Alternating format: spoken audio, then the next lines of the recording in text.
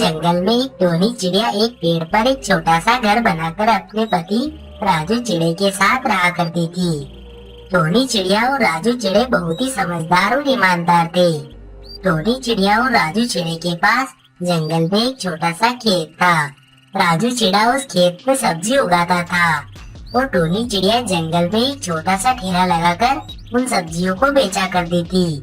Tony चिड़िया की सब्जियां जंगल के बाकी सभी पक्षियों को बहुत ही अच्छी लगती थी। अरे टोनी बहन, तुम मुझे 2 किलो टमाटर दे दो। माफ करना बुलबुल बहन, टमाटर तो खत्म हो गए हैं। मेरे पास तो केवल आधा किलो टमाटर ही पड़े हुए हैं। क्या आप खरीदोगी? ठीक है टोनी बहन, तुम आधा किलो टमाटर ही दे दो। ठीक है बुलबुल बहन, मैं अभी तुम्हें टमाटर दे देती हूँ। फिर टोनी चिड़िया बुलबुल को आधा किलो टमाटर दे देती है। इसी तरह टोनी चिड़िया और राजू चिड़ा खुशी खुशी अपना जीवन जी रहे थे। फिर एक दिन टोनी चिड़िया की दोस्त सोनी कौवी अपने पति कालू कौवे के साथ टोनी चिड़िया के घर पर आती है। अरे सोनी बहन, तुम यहाँ कैसे आना हुआ? बस तुमसे मिलने का मन किया और मैं यहाँ पर आ गई। क्या सोनी बहन, सच में तुम केवल यहाँ मुझसे ही मिलने के लिए आई हो? अरे टोनी बहन, दरअसल मैंने इसी जंगल में एक नया घर लिया है। अब मैं कालू जी के साथ इसी जंगल में रहूंगी। अरे वाह कौवी बहन, ये तो बहुत ही अच्छी बात है। मैं तो बहुत खुश हूँ। अब हम दोनों रोज मिल सकते हैं। हाँ टोनी बहन, तुम ठीक कह रही हो। अच्छा, आप दोनों बातें करो, मैं तब तक खेत में पानी देकर आता हूँ। खेत में पानी इस वक्त? हाँ, मैं रोज इसी समय खेत में पानी देता हूँ। राजू भाई, मेरे पास तो 40 खेत है और मैंने सभी खेतों में पानी देने के लिए सभी खेतों में एक एक नौकर रख रखा है। कालू भैया, अब हम खेत में पानी देने के लिए नौकर क्यों रखें? इससे केवल पैसा बर्बाद होगा। फिर सभी थोड़ी बहुत बातें करके अपने घर पर चले जाते हैं। फिर रात हो जाती है। टोनी चिड़िया और राजू चिड़ा सो जाते हैं। फिर रात से सुबह हो जाती है।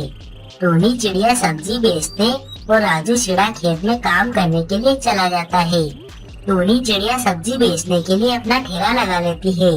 टोनी की सब्जियां सभी को इतनी पसंद थी कि सारी सब्जियां थोड़ी ही देर में बिक जाती है। तभी कबूतर टोनी से कहता है, टोनी, मुझे ताजे टमाटर दे दो।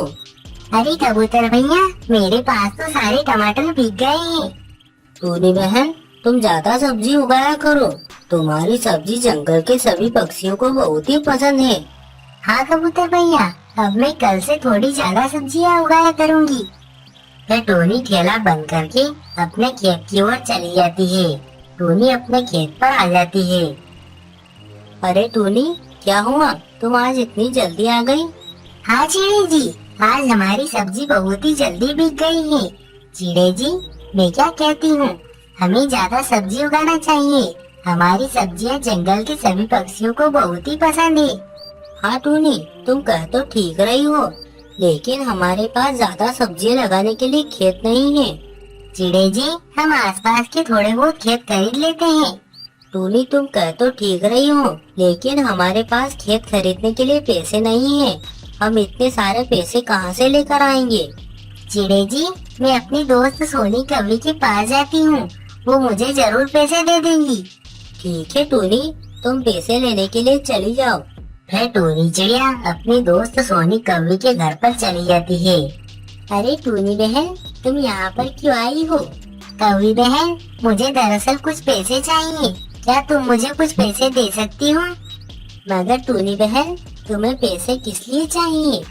वो मैंने और राजू जी ने सोचा है कि हम ज्यादा सब्जियाँ उगाएंगे, इसलिए हम अपने खेत के आसपास वाले खेत खरीदना चाहते हैं। सोनी कौवी ये बात सुनकर बहुत ही जलने लगती है।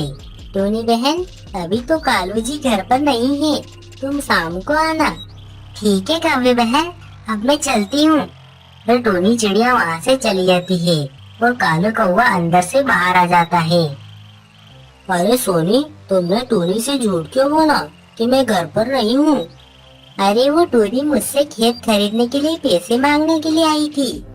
तो क्या हुआ, तुमने टोनी को पैसे क्यों नहीं दिए? अरे मैं नहीं चाहती कि टोनी मुझसे भी ज्यादा अमीर बन जाए। अरे टोनी तुम्हारी दोस्त है और तुम्हें टोनी के बारे में ऐसा नहीं सोचना चाहिए। फिर शाम हो जाती है लेकिन टोनी चिड़िया पैसे लेने के लिए नहीं आती है। सोनी कौवी बहुत देर तक देखती रहती है, परंतु टोनी चिड़िया नहीं आती है। फिर सोनी कौवी और कालू कौवा अगले दिन टोनी चिड़िया के खेत पर आते हैं और सोनी कौवी टोनी चिड़िया से कहती है, अरे टोनी बहन, तुम कल पैसे लेने के लिए क्यों नहीं आई? कौवी बहन, हमने मुखिया से पैसे उधार ले लिए हैं और ये देखो, हमने ये 5 खेत खरीद लिए हैं। अरे वाह, ये तो बहुत अच्छी बात है। तुम्हें बहुत बहुत बधाई हो। सोनी कौवी मनी मन बहुत जल रही थी। तुम्हें पैसे चाहिए था ना?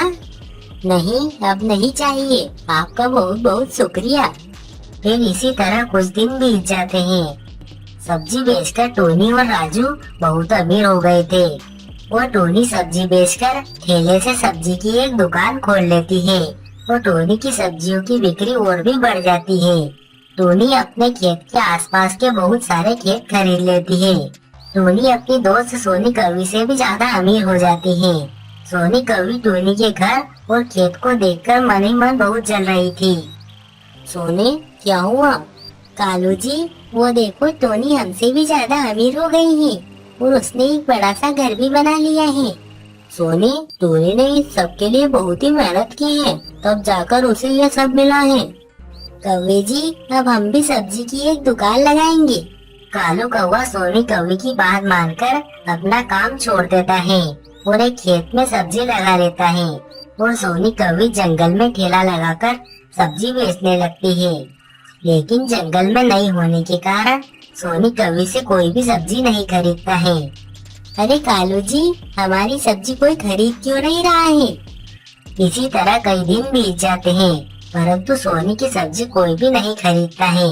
तुम्हारे कहने पर मैंने लालच में आकर अपना काम छोड़ दिया है। अब मेरे सारे खेत बिक गए हैं। सोनी कौवी को अपनी गलती का एहसास हो गया था, लेकिन तब तक बहुत देर हो गई थी। अब अपने लालच के कारण सोनी कौवी और कालू कौवा गरीबी में किसी तरह अपना जीवन जी रहे।